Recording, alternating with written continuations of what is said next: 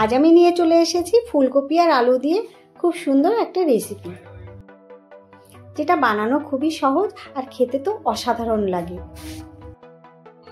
এই রান্নাটা খুব সহজেই করা যায়। তাহলে চলো রান্নাটা শুরু করি। তার জন্য প্রথমে এখানে নিয়ে নিয়েছি একটা কড়াই। এবার কড়াইটা গরম হয়ে যাওয়ার পর এর মধ্যে দিয়ে দেবো সর্ষের তেল। আর এই রান্নাটা আমি সর্ষের তেলে করব। তেলটা গরম হয়ে যাওয়ার পর আগে থেকে একটু বড় সাইজের আলু কেটে রেখেছিলাম, সেই আলুগুলো এর মধ্যে দিয়ে দিচ্ছি। আলুগুলোকে একটু ভেজে নিতে হবে। এই দেখো, আলুর কালারটা একটু সুন্দর করার জন্য এর মধ্যে দিয়ে দিলাম অল্প একটু হলুদ। হলুদটা দিলে আলু ভাজার কালারটা দেখতে ভালো লাগবে, সেই জন্য। এই দেখো, আলুগুলো লাল হয়ে গেছে। আলুগুলো এইভাবে লাল করে ভেজে তুলে নিতে হবে। সমস্ত আলুগুলোকে আমি এক এক করে তুলে নিচ্ছি। আর এই আলু ভাজার যে তেলটা থাকবে সেই তেলের মধ্যেই আমি ফুলকপিগুলো ভেজে নেব। তার জন্য ফুলকপিগুলোকে আগে থেকে কেটে রেখেছিলাম আর একটু গরম জলের মধ্যে এই ফুলকপিগুলোকে ভাপিয়ে রেখেছিলাম। আর দেখো, ফুলকপিগুলো লাল হয়ে গেছে। এই অবস্থাতে এগুলোকে তুলে নেব। আর গরম জলে একটু ভাপিয়ে নিলে এর মধ্যে পোকা থাকলে সেগুলো বেরিয়ে যায়। এবার এই তেলের মধ্যে দিয়ে দেব তেজপাতা আর দিয়ে দিচ্ছি গোটা গরম মশলা আর গোটা জিরে।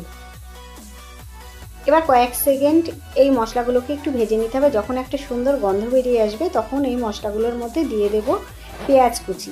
এখানে আমি মিডিয়াম সাইজের দুটো পেঁয়াজ কুচিয়ে রেখেছিলাম, সেই পেঁয়াজগুলো এর মধ্যে দিয়ে দিলাম।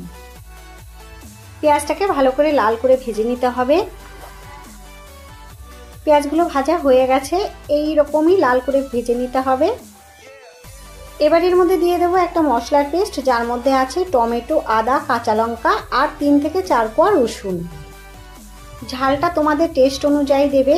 এবার দেখো, কিছুক্ষণ নাড়াচাড়া করে নেওয়ার পরে এর মধ্যে দিয়ে দিলাম একটা মিডিয়াম সাইজের টমেটো কুচি। আর টমেটোটা দেওয়ার সঙ্গে সঙ্গে এর মধ্যে লবণ দিয়ে দেবো, তাহলে টমেটোটা খুব ভালো গলে যাবে। এখন এগুলোকে কিছুক্ষণ একটু কষিয়ে নিতে হবে। তারপর এর মধ্যে গুঁড়ো মশলা অ্যাড করব। এখন এক এক করে গুঁড়ো মশলা দিয়ে দিচ্ছি হাফ চামচ মতো জিরে গুঁড়ো, হাফ চামচ মতো ধনে গুঁড়ো আর হাফ চামচ লাল লঙ্কার গুঁড়ো। এখানে জিরের গুঁড়োটা স্কিপ হয়ে গেছে। এবার সমস্ত গুঁড়ো মশলা দেওয়ার পরে খুব ভালোভাবে মশলাটাকে কষিয়ে নিতে হবে। আর সেই সঙ্গে দিয়ে দিচ্ছি অল্প একটু জল। যেহেতু গুঁড়ো মশলা দিয়েছি সেই জন্য জলটা দিয়ে দিলাম, তাহলে মশলাটা খুব ভালো কষানো হবে। আর এইভাবে জল দিয়ে মশলাটা কষালে মশলা খুব ভালোভাবে কষানো হয়। প্রথম অবস্থায় মশলাটাকে আমি এইভাবে অনেকক্ষণ ধরে কষিয়ে নিলাম। নেওয়ার পরে এবার ভেজে রাখা আলু আর ফুলকপিগুলো এর মধ্যে দিয়ে দেব। আবারও ভালোভাবে কষিয়ে নিতে হবে। এই রান্নাটা এত সহজেই হয়ে যায় আর খেতেও খুব ভালো লাগে। এটা রুটি, পরোটা, লুচি সব কিছুর সঙ্গে ভালো লাগে, আর গরম ভাতের সঙ্গে তো অসাধারণ লাগে। দেখতেই পাচ্ছ মশলাটা বেশ কিছুক্ষণ কষিয়ে নিয়েছি আর তেলটাও ছেড়ে এসছে। কষানো রেডি হয়ে গেছে। এবার এর মধ্যে জল দিয়ে দেব। এখানে আমি ছোট বাটির 2 বাটি মতো জল দিয়ে দিচ্ছি। এই রান্নাটা আমি একটু মাখা মাখা করব। তোমরা যদি একটু ঝোল কম বেশি করতে চাও তাহলে জলের পরিমাণটা একটু বাড়িয়ে বা কমিয়ে দিতে পারো। এবার ঢাকা দিয়ে দিলাম সেদ্ধ হওয়ার জন্য। 5 থেকে 6 মিনিট পর আমি ঢাকাটা খুলে নিচ্ছি। আর দেখো কত সুন্দর লাগছে কালারটা। আর দেখে মনে হচ্ছে যে আলু আর ফুলকপিগুলো খুব ভালোভাবে সেদ্ধ হয়ে গেছে। তবু একটু চেক করে নিই। হ্যাঁ, আলুগুলো খুব সুন্দর সেদ্ধ হয়ে গেছে। তার মানে রান্নাটা আমার অনেকটাই রেডি হয়ে গেছে। আর দেখো, এর চাইতে খুব বেশি ঝোলটা শুকাবো না, পরে আলুতে টেনে নেবে, তাহলে কিন্তু একদমই শুকনো হয়ে যাবে। এবার দিয়ে দিলাম কিছুটা পরিমাণে ধনেপাতা কুচি আর দিয়ে দেবো গরম মশলার গুঁড়ো হাফ চামচ মতো।